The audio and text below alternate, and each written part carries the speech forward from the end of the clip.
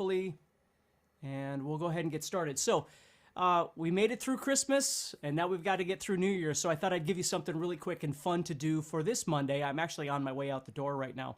So what we'll do here, let me get the chat up here, is I'm going to be talking about a riff, and it's nothing fancy. We're just talking about a Whole Lotta Love by Led Zeppelin today.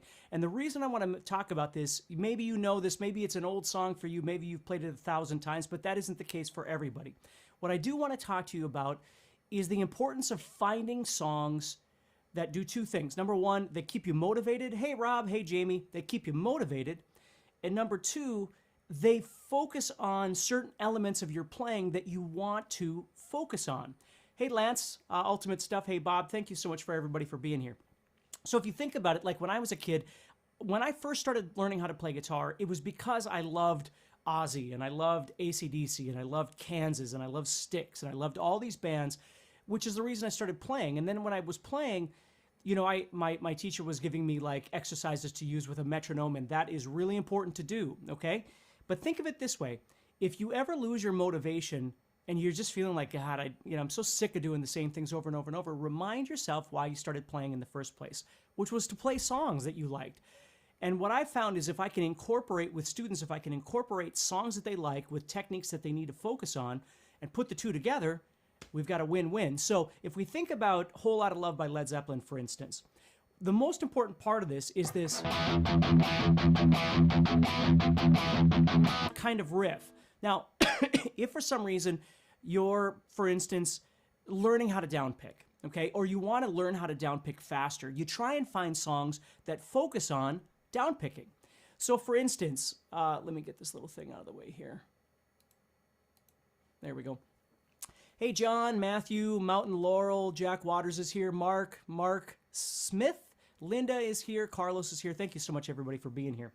So if you think about the riff, what I'm doing is I'm doing a strum on E on the 7th fret of the 5th string, and then I'm going to palm mute on the 6th string. Now, there's two things here, and again, you might be able to do this wonderfully already, but that doesn't mean that everybody else can, okay?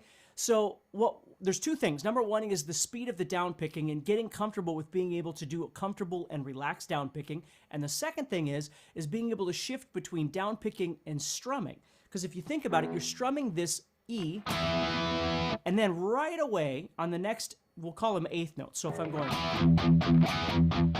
on the next 8th note, I need to move to my 6th string and I need to start palm muting. So I go strum, palm, palm, palm. So a group of 4, I'm strumming and then I'm palm muting 3 times. So if you think about just that one little riff, again, whether you love the song or not is really, because you could find any song that you enjoy that would fit this idea. But if you think about it, you're learning how to downpick at a certain tempo. You're learning how to strum and then mute, and you have to be able to do that in time, right? So you might need to slow this down or whatever. And then also what I find with students too is finding that ideal palm mute position where the hand needs to be. You know, if you move back too far, you don't really get much of a palm mute. If you move too close, then you wind up killing the string. So every guitar, what you need to do is figure out where that ideal spot is. And of course, I'm using this kind of karate chop part of my hand. That's where I go to find that spot. Okay? So this is just a perfect example of what I use with students to learn how to do some palm muting. Okay? So we take that.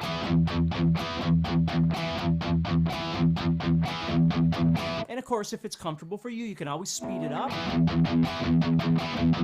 But the most important thing is understanding that you can use songs that you already love, that you love to play, and it doesn't have to be the whole song. Maybe you don't know the whole solo, maybe you don't know all the riffs to the song, but if you just take one element out of there and play it, you know, maybe that'll inspire you to play the rest of the song or not, and it doesn't matter. It's fine if you only learn a riff and move on to something else. So I am going to do different riffs and different licks and things like that on these Monday motivations as well to give you different things to think about in your playing, okay?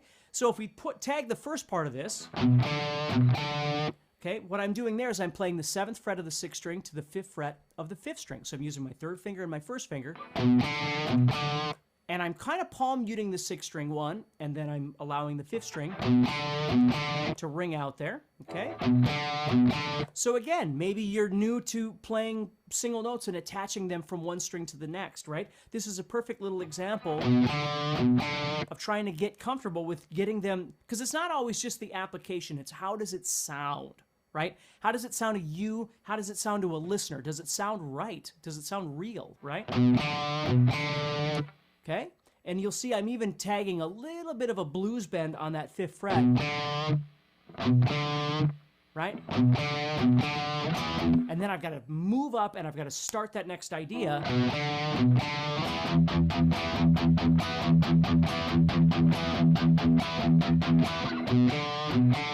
Right? So as you play, don't worry about how fast you're doing it. Focus on the elements that make it sound good, right? That make it sound real. That's what you want to be trying to do. Sam says, I add the open D string with that bend, which is perfectly fine. No problem at all. Again, I'm not worried about whether or not you play the songs exactly like the album, and I want you to play it the way that works for you and is fun for you and is motivating for you. That's what's most important to me. And the great thing about songs are, instead of always just playing along with a metronome, and again, don't get me wrong, playing with a metronome is incredibly important. But there are times when you just want to grab a song and you just want to kind of have some fun. You could set a metronome for this if you wanted to. But it's just a great riff to start learning how to do some single note connectivity and then be able to do down picking, focus on strumming and palm muting. You know, I always think like, I don't want to play too much because then, you know, YouTube might shut this down. But if I'm going, you know, all that kind of stuff when you're playing, oftentimes you're playing a straight, you know, stream of 8th notes or 16th notes or whatever it might be. But then there's sequences where you're palm muting and then you're strumming, and you've got to be able to do those back and forth, right? Let's see here. Tom says, what songs would you recommend for right hand up and down strumming? Well, there's a couple things you can do. Now, for just strumming, like acoustic strumming or something like that, I still need to make a playlist. But if you have Spotify, if you go to Spotify and you type in Steve Stein Downpicking, you'll find a playlist from easy to difficult of just various songs that you can use to focus on your downpicking. And again, maybe you learn the whole song, maybe you don't. And then there's actually one, there's a Steve Stein alternate picking as well. So you could go there. Now, we haven't talked about alternate picking, but you could go there and do that as well. So Steve Stein downpicking, and this song will be in there along with some other ones that you can play as well. So let's see here. Matthew says, I love trying to play along with songs. Same with Breaking the Law and definitely Enter Sandman. You're right. So all those kinds of songs can focus on you developing your abilities, whether it's alternate picking, down picking, sweeping, strumming, all kinds of different things like that. Find songs that not only do you enjoy, but serve a purpose for you to practice. So Rusty says some EVH songs have some great palm muting as well. There's a ton of them. There's literally thousands of songs for you to choose from. So that's the fun part of this, is that we don't have to just turn our guitar playing into scales and arpeggios and theory. And again, I'm not knocking any of those things. They're all important. Don't get me wrong.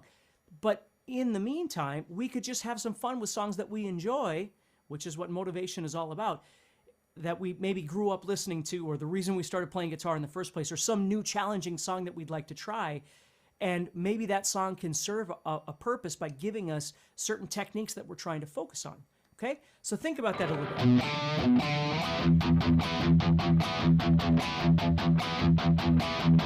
You know, trying to work on something like that. All right? So I got to get going, but I wanted to go live today just to say belated Merry Christmas. We have New Year's coming up.